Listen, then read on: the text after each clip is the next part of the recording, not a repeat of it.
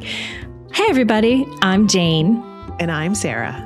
And you're listening to the Medium Curious podcast, the show that wants you to know that being spiritual isn't just an experience, it's a bit of an adventure. Oh, yeah, that's true. And we have the perfect guests today to prove that. To prove it. Yes, mother-daughter duo, co-conspirators, collaborators, and they're hilarious. Polly and Maya. Polly of the Other Side? Polly of the Other Side. That's her company. So Isn't that so cute? And her mom, Maya. Yes, these are dear friends of mine, and I'm beyond excited to share them with y'all. Shall we do it? Yes, let's do it. Let's do it. Oh my goodness. Thank you, Polly and Maya, for joining us for our podcast about mediums. We're so happy to have the two of you join us. I love you both individually and together. So this is really fun. Yeah, and I'm just meeting you, and I'm so excited to meet you and celebrate birthdays with you because we have two birthdays here today. Jane and Maya. Yay. Happy birthday. 55 and 85. Well, thanks so much for having us. And it is a miracle that my mom's birthday is today, and she's here to celebrate it because she has cancer and we don't know how much longer she has. So it's the fact that she made it to the birthday is a big deal, right, Mom? Yeah. And she looks amazing, P.S. Amazing. Yeah. My mother died at 84, so I'm now at 85. I had an older brother who died at 49, and my father was 71. So anyway, I'm the oldest of my nuclear family to live. And I was told by a doctor that I would die within 2 months to a year of when he told me that, which was last January. So I'm supposed to be dead right now, and I'm not. And I'm not sure I am going to die right away. So we're here. Polly is especially helpful to me because she has the belief that we don't have to die of cancer. I mean, you can, and I'm ready. I mean, I'm not afraid of death, but I'm ready to breathe more and believe more and imagine more. Oh. That's so inspiring. I know. And the thing that's great about my mom, and I think this whole process we've been through and the gifts of her with the cancer, is that my mom's very open about talking about death and not afraid of death. And we sometimes even laugh about it. Like, so I think what's great is that she has a very refreshing perspective when it comes to death. And being a medium, I know that she's just only going to transition and she's going to terrorize me from the other side. I got to tell you, that's the first time I've heard that.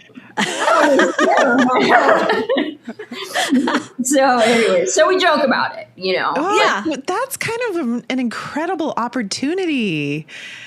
You know, you guys, I've worked actually with somebody before who she and her husband had, they both of them knew that he was going to cross from cancer, and they set up plans to meet and how they would communicate and the signs that he would give her. And it was actually pretty beautiful how it all rolled out. So it seems kind of like a really cool opportunity for magic.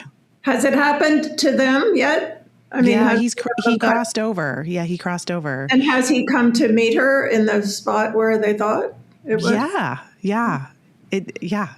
And the signs that he has delivered to her, they agreed upon before he crossed. So he was able to. So as soon as she got them, she knew without a doubt. There was no searching for them or wondering if they were. It was like, oh yeah, that makes total sense. And it's such surprising ways that he's bringing these things through. And what were the signs specifically? I don't remember because this was like a reading I did a couple years ago. So I just remember that I had a situation that was similar to this, and it was so because they had the foresight before he crossed over, and he understood how he had the opportunity to come back and visit her and be with her in spirit. So, but he did show me what it looked like when he crossed over.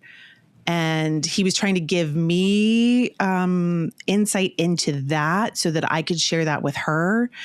And it was like he showed me the image of him straddling between kind of like a hospital scene and then stepping into visually it was like stepping into like sparkles and crystals, and the feeling that he was trying to give me was just sheer bliss. So he was making me feel like it was difficult to move away from her, but where he went into was just so wonderful, and he wanted to share the wonder of that. Wow. I think I've always believed that, and I've never really been that fond of life. I've thought it was. Oh no! But you know, those people that just don't want to leave because they don't want to miss something. Well, I've been really eager to miss a lot of it, and I always thought it might be nicer on the other side. Maybe I have a kind of a positive attitude at the bottom of it all, and I just thought the death would be an easier route to go, and a lot of it had to do with our family. My family of origin was alcoholic and never really made it together, even though I tried a lot when I got sober. I got sober, what was it? Anyway, it was in 1974. And so I have a lot of sobriety, but my family of origin, we never were able to talk to each other. And Polly and I would say we were adversarial for about 40 years since she was about 10 years old, until recently in the last couple of years. And that means more to me than, it's almost like now I have something I can really love about life, and which is appreciating the family that I chose and God chose for me with my two children, who've been incredibly kind to me and my husband. And so anyway, here we are. Yeah. That's pretty amazing. What kind of helped us to make that transition, just maybe for people who are out there listening who have challenging relationships with their mothers or daughters, or vice versa. And what was really helpful about my mom's cancer, I think, was thinking about, you might not have very much time left. And on my side, it was like, I wanted our relationship to be clear before she crossed over. And then I think what improved our relationship is that I was able to voice how I felt with her, and she was able to actually take that on board and hear what I had to say and then make changes. And then we were actually able to laugh about it, which I think was the best part of our healing. So Polly told me I was really, what was it? So my tone was terrible, and I was bossy and just, bring it down a little. And, so she said, maybe even whisper. And I said, Polly, is this okay? And, anyway, we just started having fun, and Polly's whole thing in life is to have as much fun as possible. Mine is to be as deep as possible and honest, I think. And so we're putting our three things together. And so we call it deep fun. So good. My mom tends to be a backseat driver. And so she was, so I'd be like, Mom, I got this. And then, with the whole whispering and everything, so then the funniest thing that happened was she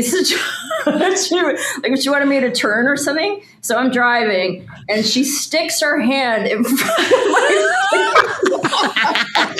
and starts trying to tell me where to go. And it was the funniest thing. And we both started cracking up laughing. Yeah. So, I think what's really been a miracle in our relationship is just that sort of acceptance is what we were talking about. Like, for her to be able to accept me, and I've had kind of an alternative lifestyle my whole life. Kind of an alternative lifestyle.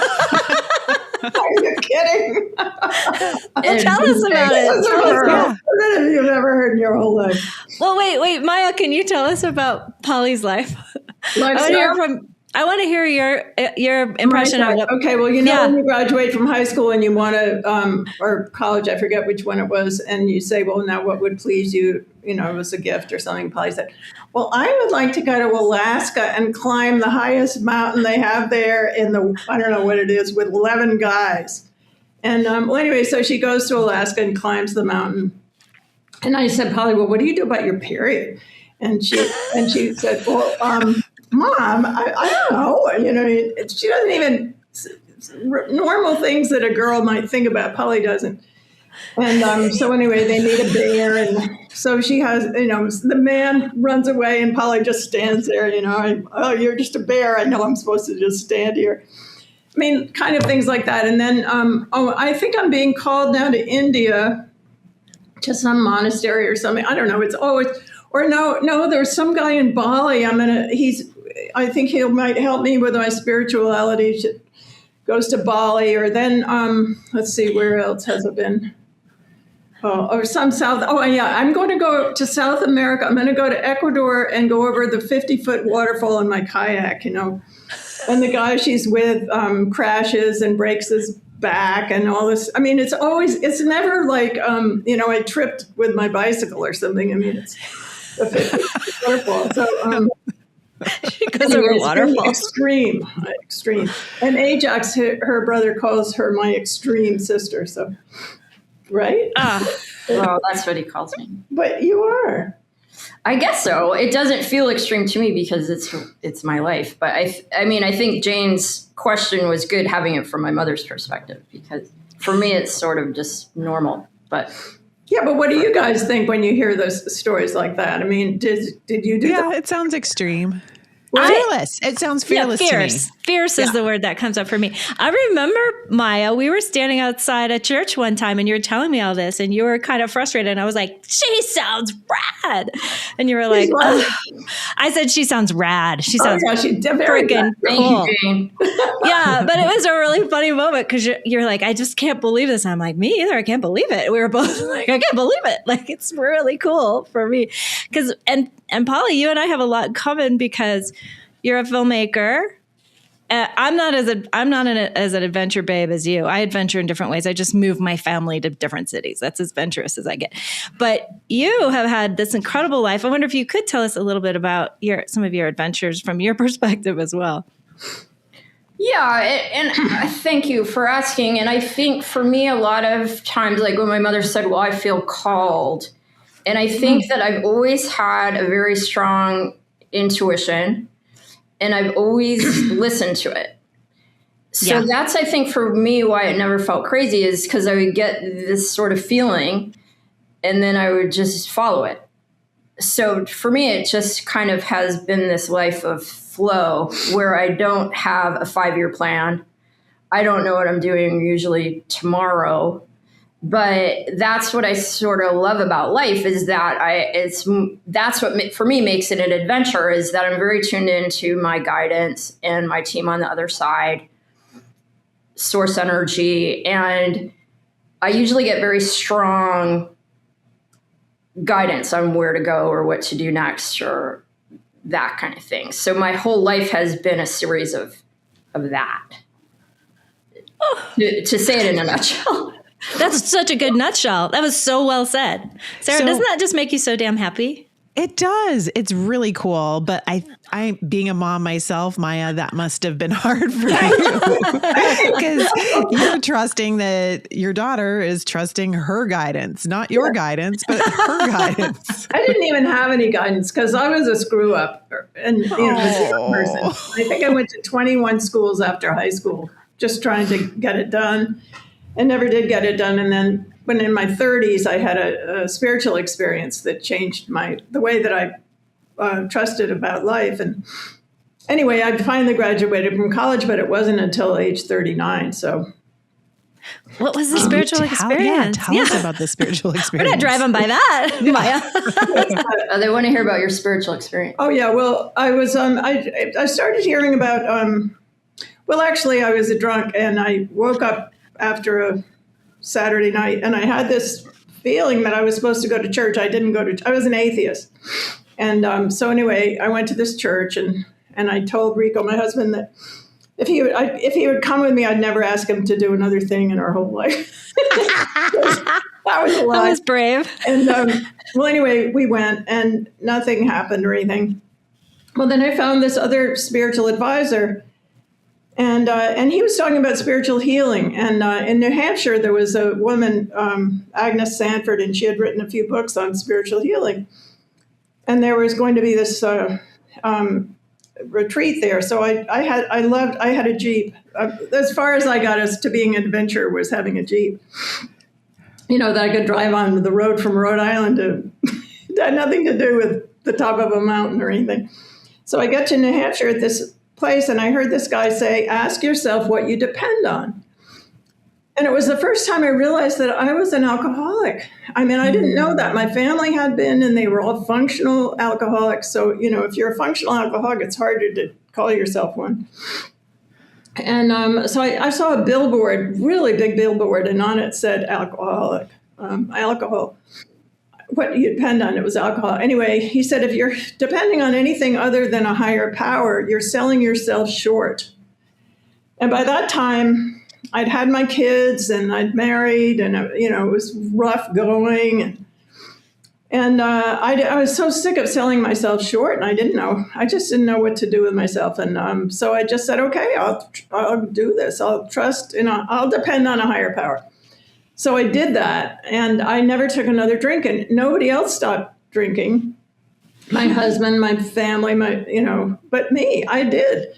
And I was given a gift. It was a major gift, and I'd been given many after that. And I can feel myself start crying. And the major gift right now is my daughter, and who I love so much, and is teaching me so much. And we're having a good time. And anyway, I'm so glad in that place in New Hampshire that I was able to depend on a higher power. And I also now want to depend on other than Western medicine, because Polly said last night that we should watch this thing on healing, and we did. And it's all about a whole bunch of people, and maybe you two are included, of people who believe that there's more to energy and more to the way we think and the way we feel and the way we act. And it's not just about some chemical that's happening in the air that's entering our body and changing us, that we can do a lot to help ourselves. And that was my spiritual experience. Wow. Thank you so much for sharing that. I totally teared up too. I think I see Sarah tearing up too. We were all getting weepy over that. Yeah. What a miracle. You're a miracle. That's incredible. Yeah. Mm-hmm. Yeah, now I've got major tumor under here, and I'm going down, and I have this. I've never had very big breasts, and this side was very small, and so is this side, but now this side is, it's like a real breast. And this side is like the older one, and it's so funny, to be given at 85 years old. I've got a real breast. And Polly's very modest. Part of her thing is, and I'm not modest. And so, I want to show off my fancy new boob. And Polly says, Mom, just cover it up,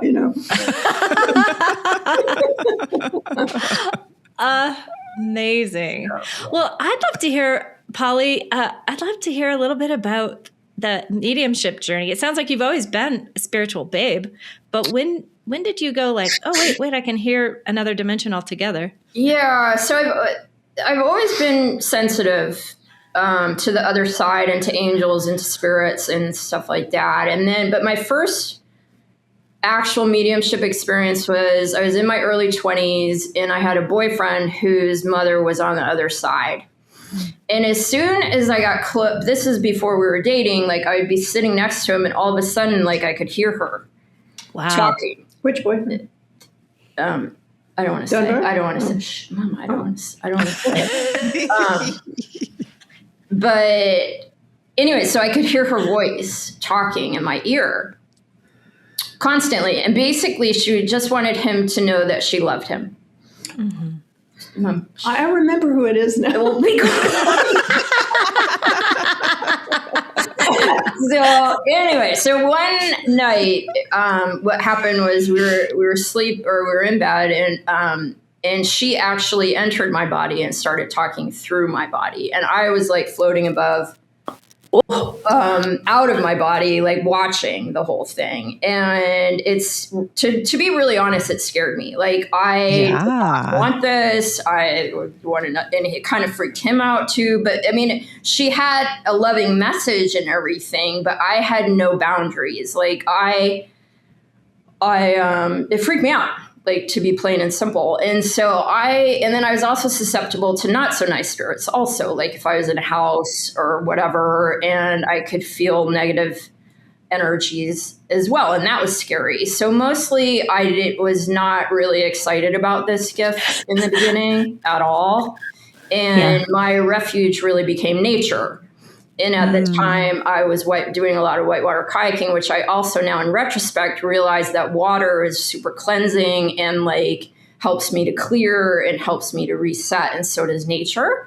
So that's where I sort of found my refuge. And I tried to seek out, but this was like in the 90s. And it wasn't like today where everybody's a medium suddenly and stuff like that. It was, I kind of felt like a freak and like I had no idea how to deal with myself. And I thought there was something wrong with me. And I sought out, and we're in the Bay Area and I was in Berkeley going to psychics and stuff. And they were just reading my tarot cards. Like they didn't really give me any tools. And I think now that I'm doing the work that I'm doing, I work with empaths who are sensitive and I help them to feel safe in their gifts and connecting with their spiritual teams. And because I needed that guidance for myself. And now that I know how to set boundaries and to connect when I want to connect and not connect when I don't want to connect, like now I love it. I love it. It's kind of one of my main passions is the other side and spiritual connection. But at the time, it was really hard. Like, so then I got less, but then I also am a alcohol addiction in recovery, however you want to say it. And, but what I realized is that my addiction to alcohol and drugs was because I didn't want to feel my sensitivity. Like I didn't know how else to not feel so much. And that's why I think I turned to alcohol and drugs. And then when I got sober 16 years ago for the second time now, I needed help. Like I needed to figure out how to use my sensitivity or deal with myself. And then that's when I got the guidance to go to India. And I really took a deep dive into spiritual practices, and the Ganges River was really powerful for me in terms of healing and cleansing and spiritual masters and psychic development teachers and healers, energy healers and everything like that. So I started working professionally over a decade now using my mediumship traditionally in readings and stuff like that. And then over time, I realized, wait a second, like people don't really need me. Like I wanted to help them have their own connection without me. So that's more of the work I'm doing now is helping people to have that connection for themselves. So good. So good. So good. But really quick, Maya, can you tell us when this all started to come online and your daughter was telling you that she was talking to dead people, what was your perspective at that time? Oh, interesting question. I didn't doubt it. I guess I've always been more open than most of the people that I was around at the time, and even today. And in fact, there's a woman upstairs from Bangladesh, and she's a friend of mine, and she dearly died 2 weeks ago in the hospital. And she said as she was lying there, her husband and her parents came to her, and they were all dead. And she said, I know I can't tell anybody except you and Polly. And because I guess they don't talk about that in Bangladesh so much, or here either. And so I don't know, my perspective on Polly is that Polly was unique. You know, I mean, I've just seen her as unique. And that, I think that's beautiful. I mean, to be able, and you guys too, I mean, you're doing something that isn't necessarily recognized as mainstream in our world. So you're courageous, you know, to accept your gifts and talk about it. So I guess I guess I'm so glad I'm open. Maybe supposing I were a closed person and Polly were telling me that stuff, and I just said you're crazy or something. Well, people told me that I was crazy in my family, but I knew I wasn't. I mean, I knew I was talking about the truth of what I was living through, and so anyway, I always want Polly to be able to tell me the truth. I don't care what it is, anything.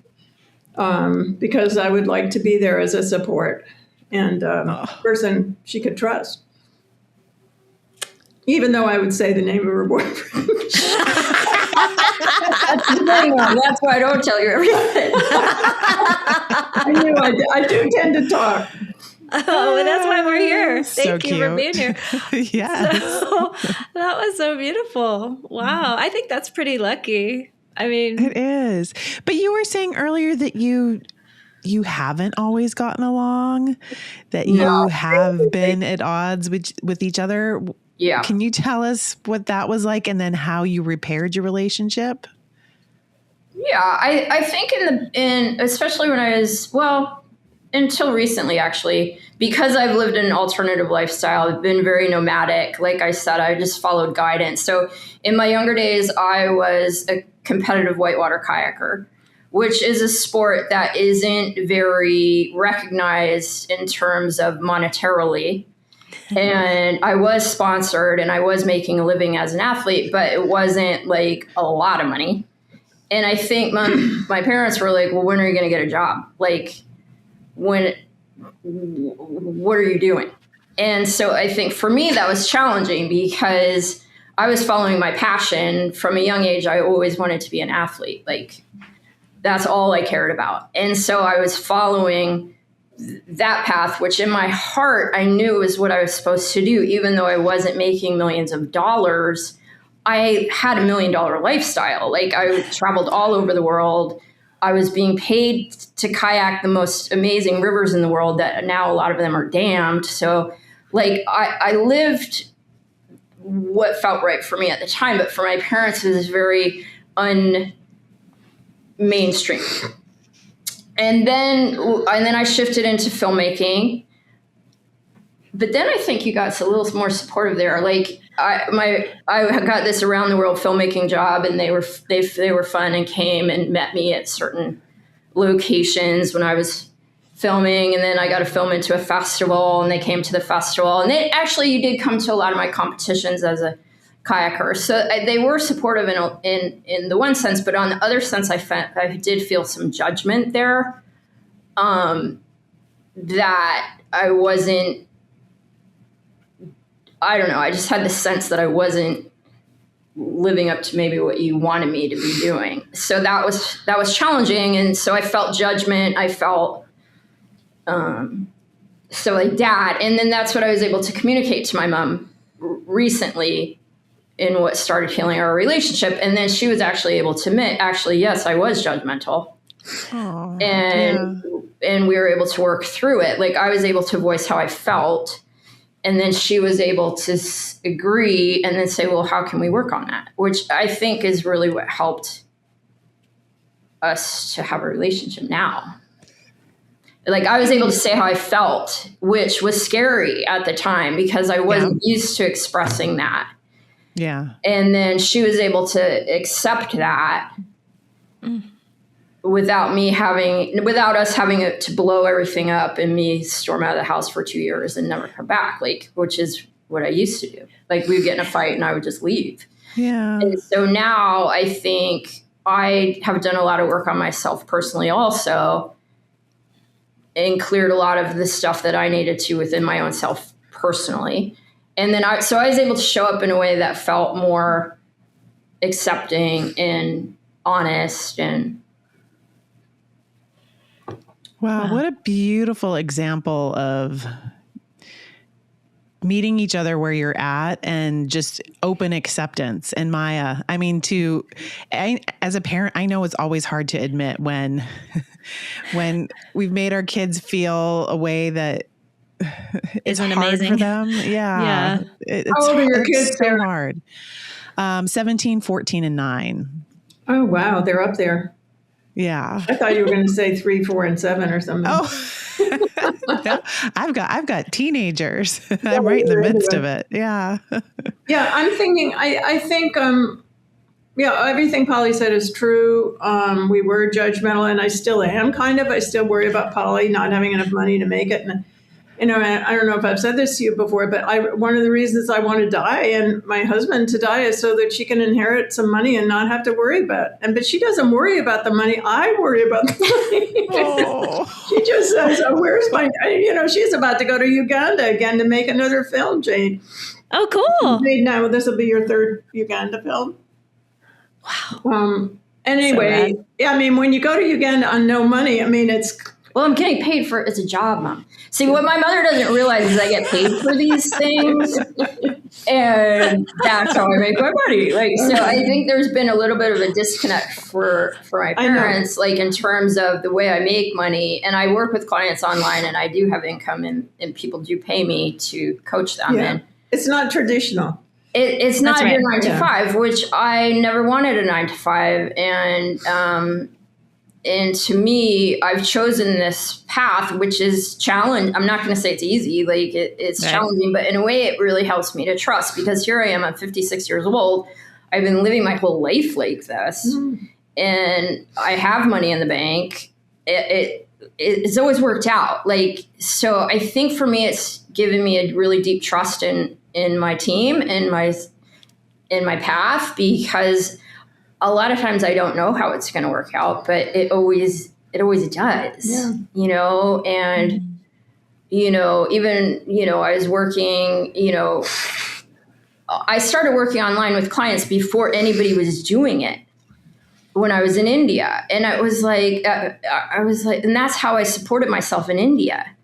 So it's always just kind of happened. Like I didn't, like I said, I never had a plan. I didn't want to I didn't want to be a medium. I didn't want to do this work at all, but it's what I'm doing. And now I actually love it, you know, but it wasn't like I set out to like have this life that I have. It just kind of has unfolded. Yeah. It sounds like you've been in the flow. You've been in the flow, and you've just been trusting that you'll be provided for as you lean into that trust and surrender to it.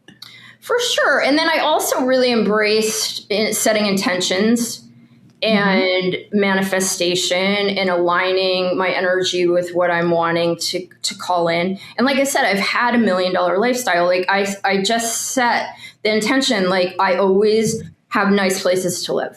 I always, you know, like I set intentions, and then it happens. Wow. So, and I've been teaching my mom a lot about intentions too. And we were talking about it. Like she had just finished her rounds of chemo. She was having a big sober anniversary, and she wanted to do something special. So we decided to go to the Maldives. Now, and I was like, Mom, I didn't go to the Maldives. Well, we decided. I said, what's your favorite place? And you said the Maldives. I was like, Mom, we gotta go. She was like, let's go to Esalen. And I was like, Maldives. That doesn't involve a plane. So anyway, my mother... wait a minute. Not just to scuba dive. Yes, I was going to ask about that because I saw photos. It was amazing. And my mom did so great. But before, and I want to share this to everybody listening because it totally works. So before we went, I was like, all right, Mom, we've got to set our intentions for this trip because there were so many moving parts. So many things could have gone wrong. Yeah. So I was like, all right, Mom, we're going to sit down. I want you to write out your list of intentions for the trip. I'm going to write out my list of intentions for the trip, each and every aspect. Like we get to the airport on time. There's no lines checking through. We make all our flights. We have the best time on the airplane. Like Mom wanted to really see a whale shark. Like, so we really were specific with everything. And I swear to God, like it all happened. Like we got to the airport, no line. Like I was like, Mom, I've never traveled with no lines. Like that's so good. Stuff like that. We had the best time on the airplane. We're like, we don't want to get off. Like, we went on the Emirates. I didn't know anything about Emirates, and we went. Emirates, yeah. Oh my God, it was so much fun. They took pictures of us. The flight attendants gave us their outfits. I'm not. Oh my God. We both dressed up like flight attendants, and they took our Polaroid picture. And they were like, have a great time in the Maldives. I was like, what the heck? Like, whoever goes on an airplane, they take your picture with their outfits on. It was just so fun. And they would get there, and my mother was such a trooper. And she had to make this jump, like from one boat to another boat. And I kind of forgot about that. Like I'd done this before. I was like, oh God. Like, and you had to like look down into this abyss of like ocean. And my mom, we just got there. She's like, I can't do this. I was just like, you can't. Like, I was like, oh my God, what if she can't get on the boat? But she did it. And guess what? We saw a whale shark. Mom's like, whale shark. She jumps into the ocean and like swimming along with the whale shark. Oh my God. It was just miraculous, wasn't it, Mom? You saw and you just jumped in? You had to get in with it? Like, Polly was an amazing guide, honest to God. I mean, you learn about your kids as you see them grow up and stuff. Oh, well, anyway, so scuba, Polly said also she's a certified scuba diver. I think I was scuba dived once in my whole life, and, I didn't remember, and that was years ago.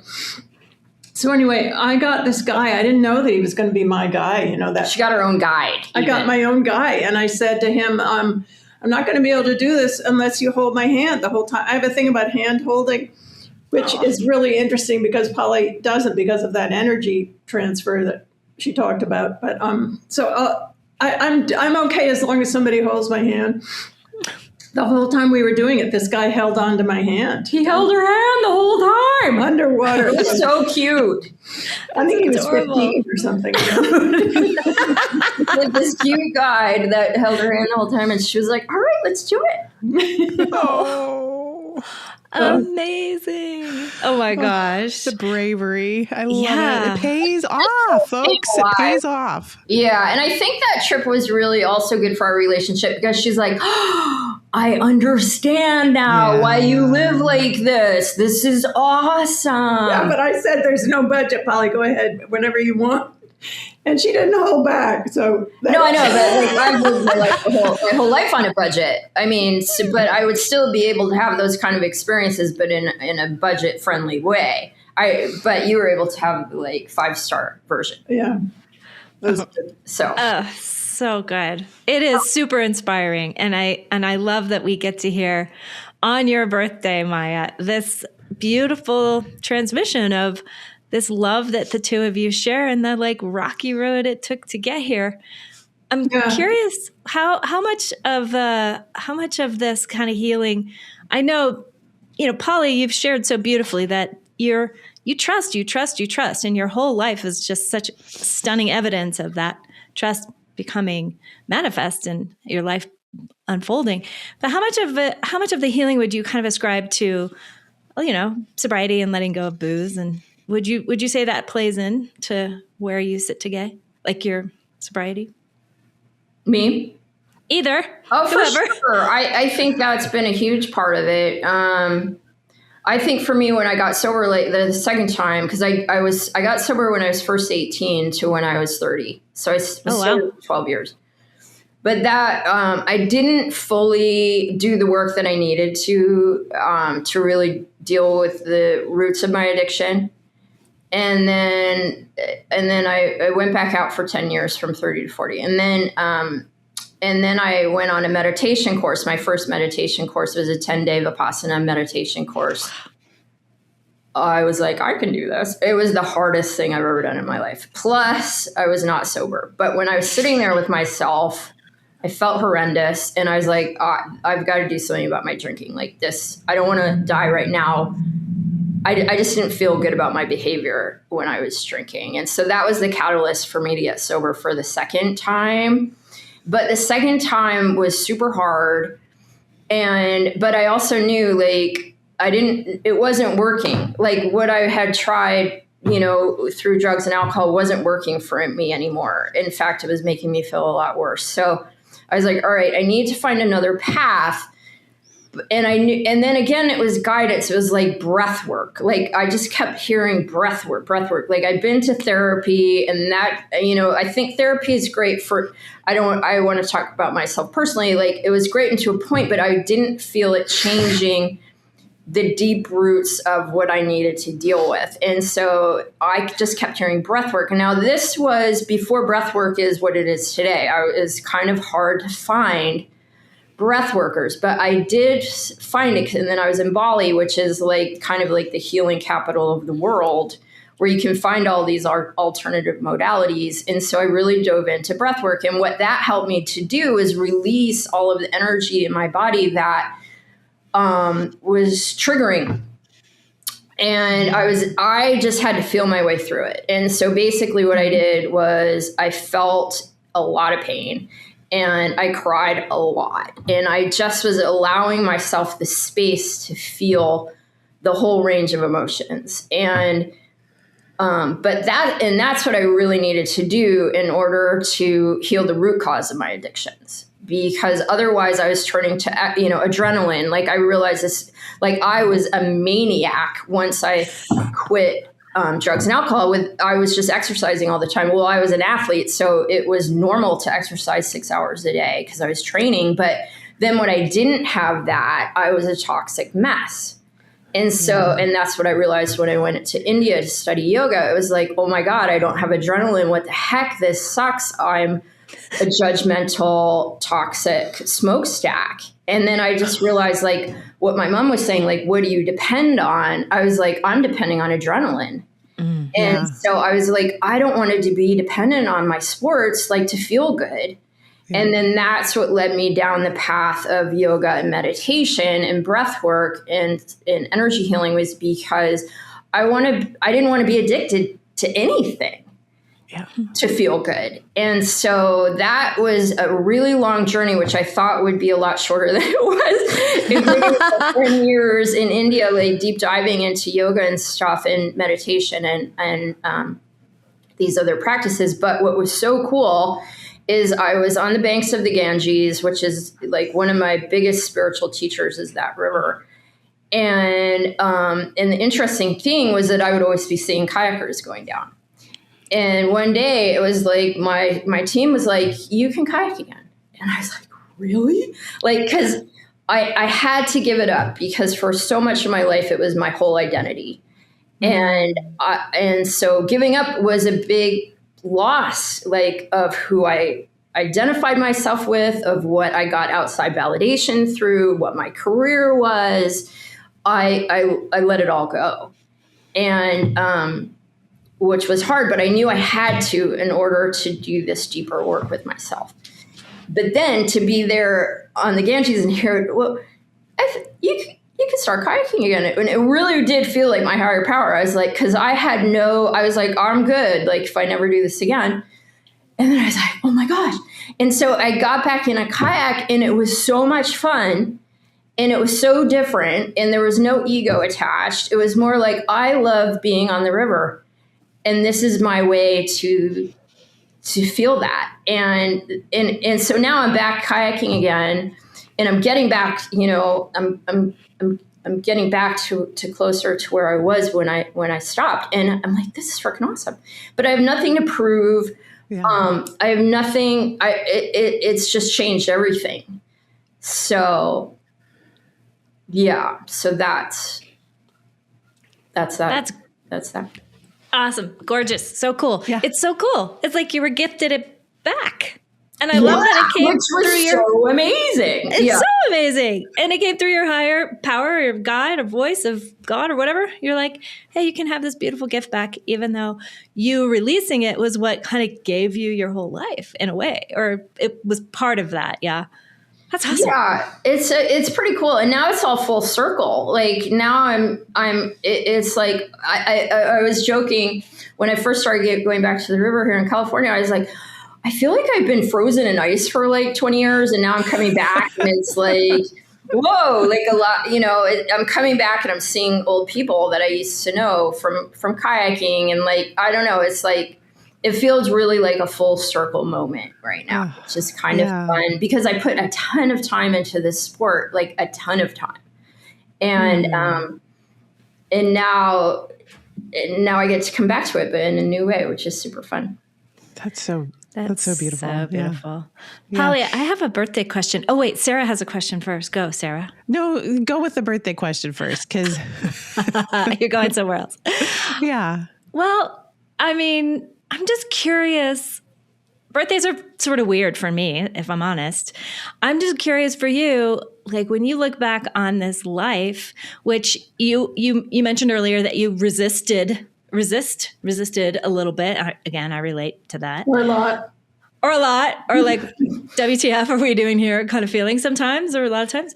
But like when you kind of now standing at 85, which is just gorgeous, like what pops out at you, or like what could you share from the birthday seat? Okay, so Polly said, we were talking about, I was a little bit nervous about coming on with you guys. I mean, I really wanted to see you, Jane, but I didn't want to be on a camera or anything. But well, anyway, my husband has diabetes, and and Parkinson's disease, and he's been freaking out about the diabetes insulin. He had a new one or something, new pump thing. He was trying to get used to, and it wasn't working. And well, anyway, one morning he woke up, and I said, how what's your number, your glucose number? And he said 118. And we do spiritual reading in the morning. We read 5 books. And anyway, so we were reading the first one. And the reading was from the Bible, and it was Psalm 118. Just like the reading. And it said, this is the day the Lord has made. Let us be glad and rejoice in it.